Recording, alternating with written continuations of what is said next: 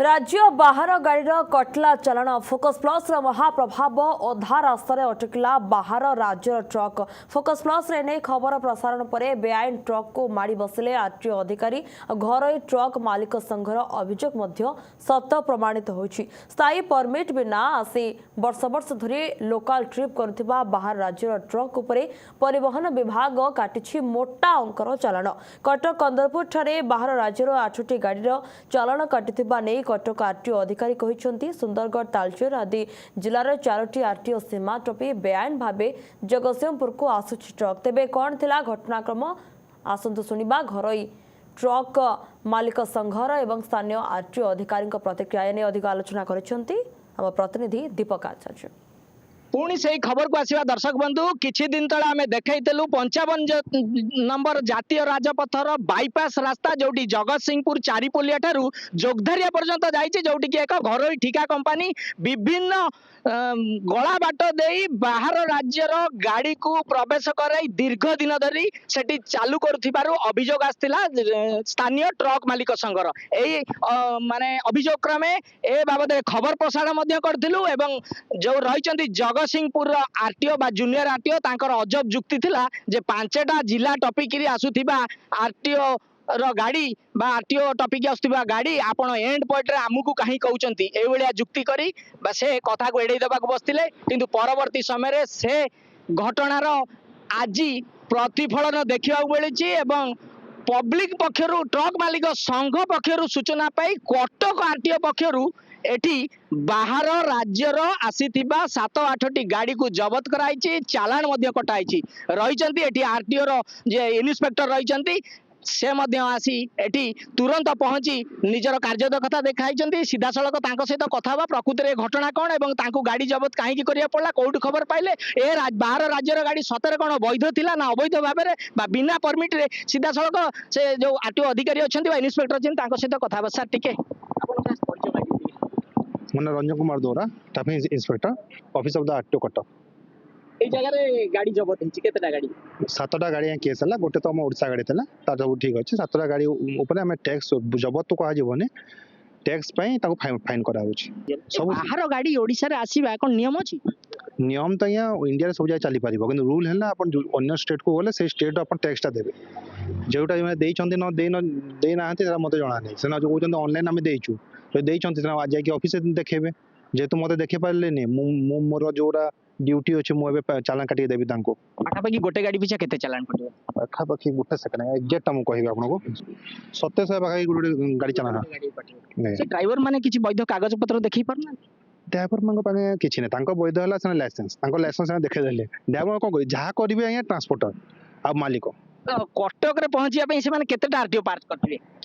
ओ केतेटा हिसाब कर दो नांते 4टा खंडे एबे पुणी जिबे जगतसिंहपुर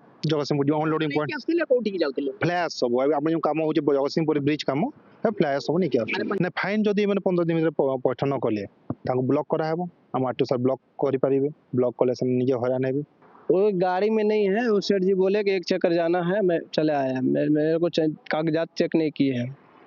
अभी किसने रोका है अभी ऐसे ही रोके थे सर वो आए तो बोले कि रुक जाइए एंट्री के देख रहे हैं कि इधर एंट्री है कि नहीं है वो जांच कर रहे हैं जांच कर रहे हैं चालान अभी कट रहा है फर्स्ट चक्कर इधर आ रहे हैं दादा तो हम लोग कैसे जानेगा कहां से आए दरली लोड के फर्स्ट चक्कर 1 किलोमीटर नाप करके हाँ सुंदरगढ़ पूरी तो 3-4 डिस्ट्रिक्ट पार करके यहाँ आए हाँ ये रोड के वर्क में जा रहे हैं कौन कर दिन दीपर देखु आमको गत काली परिवहन मंत्री को भेटिक दाबी पत्र भी देलु भड़ा पड़ू आम ट्रक मालिक मान ट्रक मालिक मान दुख सरुना असुविधा आसिक कंदरपुर पहुंचु पुराना टोलगेट पाखे तो ये पाखापाखि 50टा गाड़ी आम अटकईलु आमर छत्तीसगढ़ गाड़ी तादर थिले झारखंड आमर बिहार आउ नागालैंड राजस्थान गुजरात सब गाड़ी ये थिले जेहेतु प्रशासन गाड़ी आसिया टिके लेट है आमे भी खरारे एते खरारे लोक भी आमर संघर जो लोक भी सब थिले से खाया पड़े से आम अटकई पार्लु नहीं गाड़ी सुंदरगढ़ जो दलईपाली एनटीपीसी सेठू पाउंश लोड करके आमर जो जगतसिंहपुर एआरएसएस प्रोजेक्ट काम चलती रोड काम NH 55 सेटिकी माने ମାଲ ବୋହୁଛନ୍ତି। ଠିକାଦାରୀ ସଂସ୍ଥାର ତ ARSS କୁ ଆମେ ବାରମ୍ବାର ବାରଣ କରୁଛୁ ଯେ ଲୋକାଲ ମାଲିକ ଯୋଉମାନେ ଓଡ଼ିଶାରେ ଧୂଳି ମାଟି ଖାଇକି ଅଛନ୍ତି ତାଙ୍କୁ ଭଡ଼ା ଦିଅ। ସିଏ କ'ଣ କରୁଛି ନା ବାହାର ରାଜ୍ୟ ଗାଡ଼ିକୁ ସେ ବାହାର ଟ୍ରାନ୍ସପୋର୍ଟରଙ୍କୁ ଆଣି ଏଠି ପୁରେଇକି ସେ ତାର ଯେମିତି ଆମ ଓଡ଼ିଶାରେ ଆଉ ଗାଡ଼ିବାଲା ନ ରୁହନ୍ତି ବୋଲି RSS ର ବେନିୟମ। ସରକାର ବିଭାଗ ପଦକ୍ଷେପ ନେବେ ନା ନ ନେବେ କେମିତି ହବ? ନ ନେଲେ ଆମେ ତାପରେ ତାଙ୍କର ଭିତରେ କ'ଣ ଚାଲିଥିବ। ଶେଷରେ ଟ୍ରକ୍ ମାଲିକ ସଂଘର ସହାୟତାରେ କଟକ RTO ହାତରେ ଧରା ପଡ଼ିଛନ୍ତି ବାହାର ରାଜ୍ୟର ଗାଡ଼ି, ଯାହାକି ସୁଦୂର ସୁନ୍ଦରଗଡ଼ ଜିଲ୍ଲାରୁ ଆସ୍ପଣ୍ଡ ନେଇ ଯାଉଥିଲା ଜଗତସିଂହପୁରରେ କାମ ହେଉଥିବା 55